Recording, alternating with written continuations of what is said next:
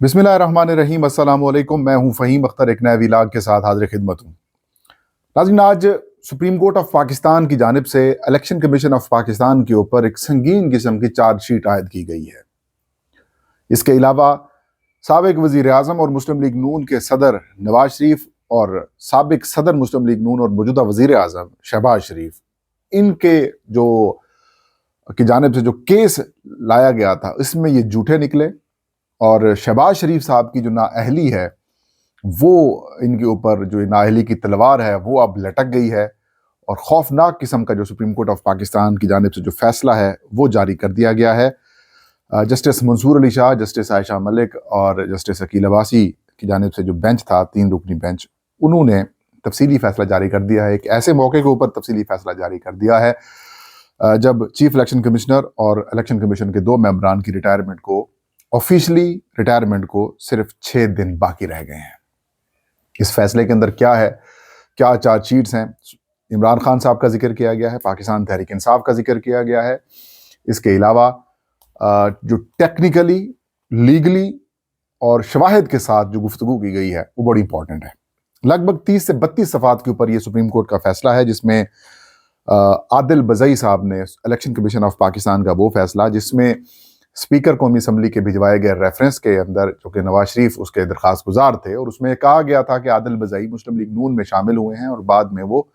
मुनहरफ हो गए हैं और उन्होंने 26वीं आईनी तरमीम और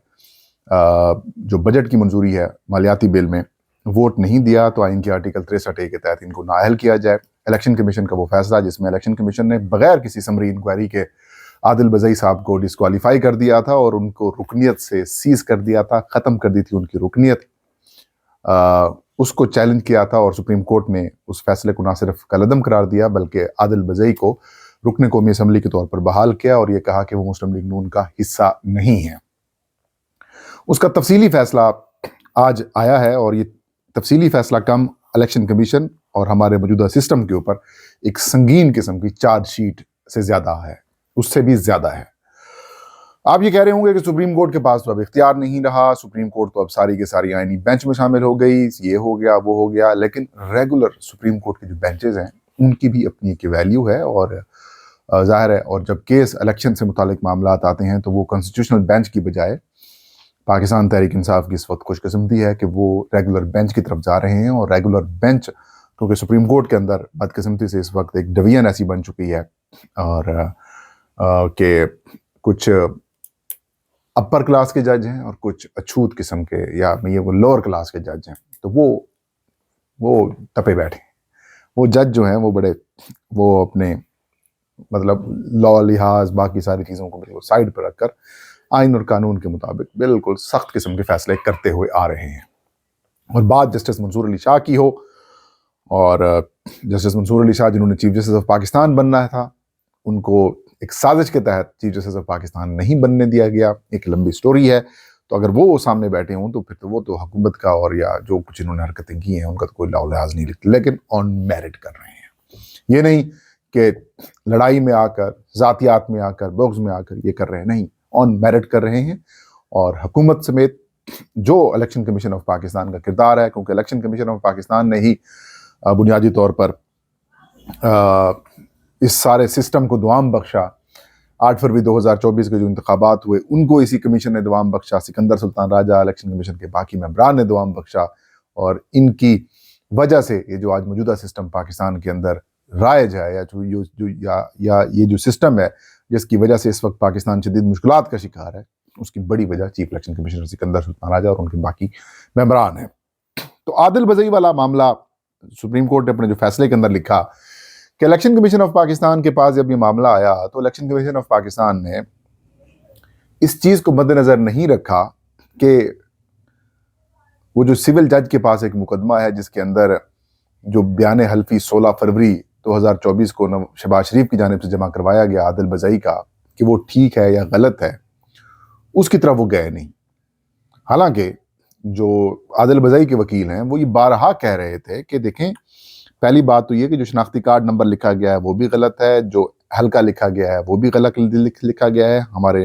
अंगूठे के निशान या बाकी चीज़ें भी हमारी नहीं हैं, और ओथ कमिश्नर जो हैं जिनसे नोटरी कराया गया وہ بیان بھی دے چکے ہیں کہ دیکھیں 2019 میں میرا لائسنس ختم ہو چکا ہے، 2024 میں کیسے آ گیا. اور پھر جو مقامی ایس ایچ او ہیں وہ بھی یہ کہہ رہے ہیں، اور جو کمپلینٹ ہے وہ سول جج کے پاس ہے، اس کو مد نظر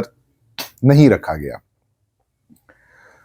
ساتھ جب ایک بندہ کہہ رہا ہے کہ میں مسلسل پاکستان تحریک انصاف اور سنی اتحاد کونسل کا ممبر ہوں، میں مسلم لیگ نون میں کبھی شامل نہیں ہوا، اور شروع سے لے کر اب تک میں اپوزیشن کی بینچز کے اندر بیٹھتا ہوا آیا ہوا ہوں، تو پھر کیسے مجھے رکن قومی اسمبلی مسلم لیگ نون کا بنا دیا گیا؟ تو اس چیز کو کسی ٹرائل کرائے بغیر الیکشن کمیشن نے اس کو جو ہے وہ اپروو کر دیا. تو سپریم کورٹ آف پاکستان نے اپنے فیصلے میں لکھا کہ جو پٹیشنر تھے عادل بزئی، ان کے وکیل نے قومی اسمبلی کا ریکارڈ دیا. اس ریکارڈ کے مطابق پہلی تو انہوں نے جھٹلا دیا کہ جو میں نے پہلا جو میرے نام سے منسوب جو بیان حلفی دیا گیا ہے شہباز شریف کی جانب سے، وہ جھوٹا ہے، وہ غلط ہے، میں اس کو تسلیم نہیں کرتا. البتہ جو 20 فروری کو میں نے پاکستان تحریک انصاف یا پھر سنی اتحاد کونسل میں جوائننگ اختیار کی، وہ بالکل درست ہے. اور پھر فیصلے میں لکھا گیا کہ 23 فروری کو جب یہ سارا کچھ ہو گیا تو عادل بزئی نے اپنا ٹویٹر اکاؤنٹ سے جو آفیشیل ٹویٹ ہے وہ بھی سپریم کورٹ آف پاکستان کے سامنے جمع کروائی، اور یہ کہا کہ میں نے سنی اتحاد کونسل میں جوائننگ اختیار کی ہے، مسلم لیگ نون میں یا کسی اور جماعت میں جوائننگ اختیار نہیں کی، لہذا یہ جو کام کیا جا رہا ہے یہ درست نہیں ہے. پھر انہوں نے قومی اسمبلی کی ویب سائٹ کا بھی حوالہ دیا جس میں ان کو انڈیپینڈنٹ کینڈیڈیٹ ڈکلیئر کیا گیا. پھر انہوں نے جو قومی اسمبلی کے رسالہ وغیرہ یا پھر جو پرفارمنس رپورٹ وغیرہ کی ہوتی ہے آفیشیل جاری ہوتی ہے، وہ بھی سپریم کورٹ اپنے فیصلے میں لکھا کہ عادل بزئی نے وہ بھی جمع کروائی، اور اس میں بھی انہوں نے اپنے سینے کے اوپر پاکستان تحریک انصاف کے بانی چیئرمین عمران خان کی تصویر لگائی ہوئی ہے، پاکستان تحریک انصاف کا بیج لگایا ہوا ہے، اور پھر اپوزیشن کی بینچز میں ہی وہ بیٹھے ہیں، سنی اتحاد کونسل کے ساتھ ممبران کے ساتھ بیٹھے ہیں. انہوں نے نہ تو منی بل میں ووٹ دیا، نہ 26ویں ترمیم میں ووٹ دیا، اور نہ ہی مسلم لیگ نون کی کسی پارلیمانی پارٹی کو اٹینڈ کیا، اور اس کا کوئی ریکارڈ بھی نہیں دیا گیا. پھر سپریم کورٹ نے لکھا کہ ہونا تو یہ چاہیے تھا کہ اس کا سمری ٹرائل کیا جاتا یا پھر معاملات دیکھے جاتے، اس کے بعد ہی سارا کیا جاتا، لیکن الیکشن کمیشن نے اس چیز کو نظر انداز کرتے ہوئے اس کے جوائننگ کرا دی. اگر تو سنی اتحاد کونسل والا فیصلہ جو تھا جس میں پی ٹی آئی کو مخصوص نشستیں ملتی ہیں، اگر تو وہ فیصلہ اس کے اوپر عمل درآمد ہو جاتا تو آج جو عادل خان بزئی ہیں یہ پاکستان تحریک انصاف کے ممبر ہوتے. پھر سپریم کورٹ نے اپنے فیصلے کے اندر لکھا کہ جو مسلم لیگ نون کی جانب سے یا پھر نواز شریف کی جانب سے درخواست دائر کی گئی اور جو ریکارڈ پیش کیا گیا ہے، اس کے اندر بھی یہ بات ثابت ہوتی ہے کہ جو درخواست گزار ہیں عادل بزئی، ان کا موقف درست ثابت ہوتا ہے، کیونکہ وہ خود ان کی درخواست کے اندر یہ ظاہر ہو رہا ہے کہ وہ کبھی بھی مسلم لیگ نون کی پارلیمنٹری پارٹی یا ڈائریکشن یا ان کی بینچز کے اندر نہیں بیٹھے، بنی بل ہو یا پھر 26ویں ترمیم ہو، اس میں انہوں نے ووٹ نہیں دیا، اور وہ شروع سے لے کر اپنا جو موقف ہے وہ کہہ رہے ہیں. اور جو ایک شخص خود کہہ رہا ہے تو کیسے ممکن ہے کہ آپ کو اس کو دوسری جماعت کا ممبر جو ہے وہ بنا دیں؟ لہٰذا الیکشن کمیشن آف پاکستان کو یہ حکم دیا جاتا ہے کہ وہ عادل بزئی کی رکنیت بحال کریں، ان کو جو ممبر قومی اسمبلی ہیں وہ بحال کریں، اور یہ کیس ڈسپوز آف کر دیا. ساتھ میں ڈائریکشنز دیں. ساتھ میں جو اہم سٹوری ہے وہ یہ ہے کہ شہباز شریف صاحب کے اوپر جو ڈسکوالیفیکیشن ہے، وہ جو تلوار ہے وہ کیسے لٹک رہی ہے؟ وہ ایسے لٹک رہی ہے کیونکہ عادل بزئی صاحب نے یہ الیکشن کمیشن کے فیصلے کو اور الیکشن کمیشن آف پاکستان کی جانب سے جو ان کو سنی اتحاد کونسل کا ممبر کی بجائے نون لیگ کا ممبر بنایا گیا تھا، اور جو ایفیڈیوٹ تھا اس کو انہوں نے چیلنج کیا تھا، مقامی عدالت میں کمپلینٹ کی تھی، سول کورٹ میں، اور سول جج کے پاس یہ معاملہ زیر التوا ہے. تو سپریم کورٹ نے اپنے فیصلے کے اندر لکھا کہ اس کی جو جینوننس ہے، یا یہ جو ٹیمپرنگ کی گئی ہے، یا پھر جو جعلی حلف نامہ بیان حلفی بنایا گیا ہے، اس کے خلاف جو کیس ہے وہ موجود ہے سول عدالت میں. اور سول عدالت کے اندر ایس ایچ او سمیت، مقامی ایس ایچ او سمیت جو اوتھ کمشنر ہیں، وہ آن ریکارڈ بیان دے چکے ہیں کہ انہوں نے یہ کچھ نہیں جاری کیا، اور جو کچھ یہ کہہ رہے ہیں وہ بالکل ٹھیک کہہ رہے ہیں عادل بزئی. لہٰذا انہیں یہ ڈائریکشنز دی کہ اس کیس کا جلد فیصلہ کیا جائے کہ یہ کیا معاملہ ہے. تو یہ بیسیکلی لے کے جائے گا پھر شہباز شریف صاحب کی ڈسکوالیفیکیشن کو. اور بظاہر ابھی تک کی اطلاعات کے مطابق یا پھر جو سپریم کورٹ کے سامنے ریکارڈ پیش کیا گیا ہے اس کے مطابق جو عادل بزئی نے دوسرا بیان حلفی جمع کرایا تھا وہ ٹھیک تھا، اور جو پہلا بیان حلفی ان کے نام سے منسوب کیا گیا ہے وہ بالکل درست نہیں ہے، وہ جینون نہیں ہے. لہٰذا عادل بزئی کی درخواست ایکسیپٹ کی جاتی ہے. جسٹس عائشہ ملک نے جو اضافی نوٹ لکھا اور جس سے باقی دو ججز نے بھی ایگری کیا،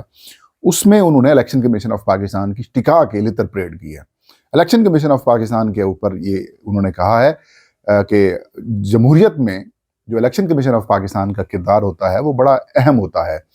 اور بدقسمتی سے الیکشن کمیشن آف پاکستان اس کیس کے اندر ایک جماعت کے ساتھ ملا ہوا ہے، ایک جماعت کے ساتھ اپنے آپ کو جو ہے وہ شو کر رہا ہے، اور اس کی تمام تر جو آپ یوں کہہ سکتے ہیں کہ جو لگاؤ ہے وہ ایک جماعت کی طرف سے نظر آ رہا ہے، جو کہ بڑی بدقسمتی ہے۔ ہونا تو یہ چاہیے کہ صاف شفاف منصفانہ انتخابات کے لیے الیکشن کمیشن کو غیر جانبدار ہونا چاہیے، اس کو تمام جو الیکشن لڑنے والے فریقین ہیں، چاہے کسی بھی سیاسی جماعت سے اس کا تعلق ہو، وہ سب کے لیے برابر کے مواقع فراہم کرنے چاہیے، لیکن ایسا نہیں کیا گیا۔ تو اب یہ فیصلہ تاریخ کا حصہ بھی بن چکا ہے، شواہد کے طور پر بھی پیش کیا جائے گا، اور 6 دن پہلے کہ چیف الیکشن کمشنر ممبر سندھ اور ممبر بلوچستان کی ریٹائرمنٹ سے پہلے یہ ایک ایسا خوفناک فیصلہ آنا، یہ ایک چارج شیٹ سے کم نہیں ہے۔ جنرل الیکشنز کے حوالے سے بھی ڈسکشن کی گئی، مخصوص نشستوں کے حوالے سے بھی معاملات لیے گئے، اور یہ چیز کسی نہ کسی طور پر اب زندہ رہ رہی ہے، اور آگے بھی اس سارے معاملات کو بڑھاتی جائے گی۔ یہ تھا آج کا ویلاگ۔ فہیم اختر کو اجازت دیجیے۔ اللہ ہم سب کا حامی ناصر۔